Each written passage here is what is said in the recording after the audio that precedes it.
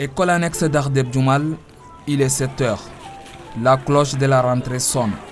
Les élèves retrouvent leur salle de classe. Dans une ambiance studieuse, ceux des classes de C1 suivent la leçon de morale.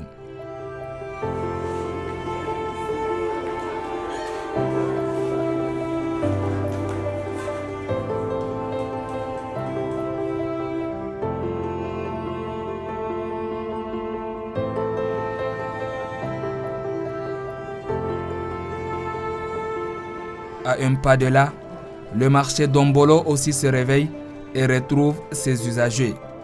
Moussa, nous l'appellerons ainsi aussi, commence sa journée.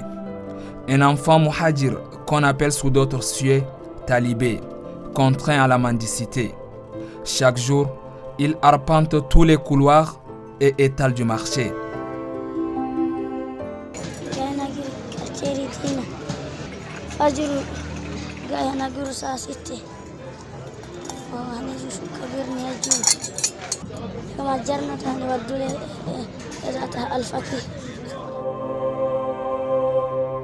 D'un air innocent, Moussa témoigne qu'il n'a pas vu ses parents il y a 2 ans. En dehors des heures de cours coraniques, il passe la grande partie de son temps dans la rue, déambulant partout. Son quotidien rude ne l'empêche pas de rêvasser. Il rêve de piloter un avion un jour.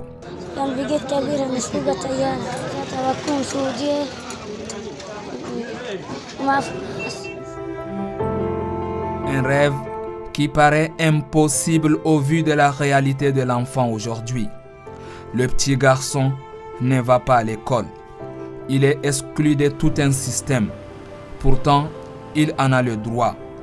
La religion musulmane le lui reconnaît. Quand la verset commence par « lis », veut dire encourage de faire la science, la culture, la civilisation. C'est à travers la lecture. Et cette lecture ne s'arrête pas seulement de la lecture du Coran. Cela veut dire chercher la science. Comme le prophète Mohammed sallallahu alayhi wa sallam dit, chaque musulman et chaque musulmane cherche la science jusqu'à s'il allait jusqu'à en Chine. L'islam rejette la mendicité, soit pour l'école coranique ou pour un homme. Ils sont nombreux dans la même situation que Moussa, dans la quête d'apprentissage du Coran, contraints à mendier pour se prendre en charge. Dépourvus d'amour et d'affection de leurs parents, ils en deviennent méfiants. Nous décidons de faire une immersion dans un centre coranique. Pas celui de Moussa, de peur de l'exposer à des représailles ou réprimandes de la part de son marabout. Il est 16 heures ce jour-là. Les enfants rentrent de leur journée passée à mendier.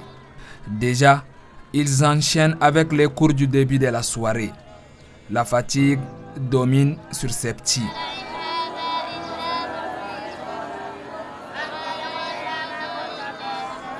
Dans ce centre, plus de 400 muhajirines issus de toutes les contrées du pays y vivent et étudient. Les plus petits ont 8 ans. Ils n'ont jamais connu une scolarité normale.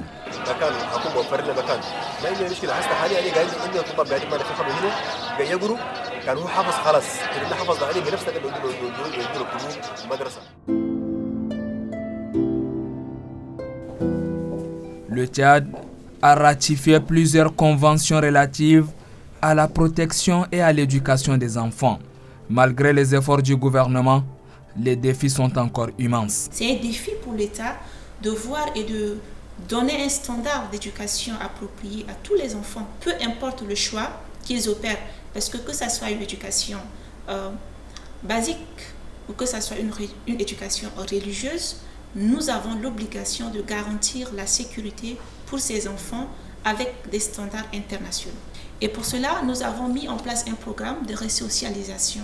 Ce programme a pour but d'identifier les enfants qui sont en situation de détresse, donc les enfants, que ce soit talibés, orphelins ou de la rue ou encore associés avec les forces du groupe armé, de leur donner une formation appropriée. Donc un travail psychosocial sera fait, un travail pour leur formation en vue de leur réinsertion socio-économique.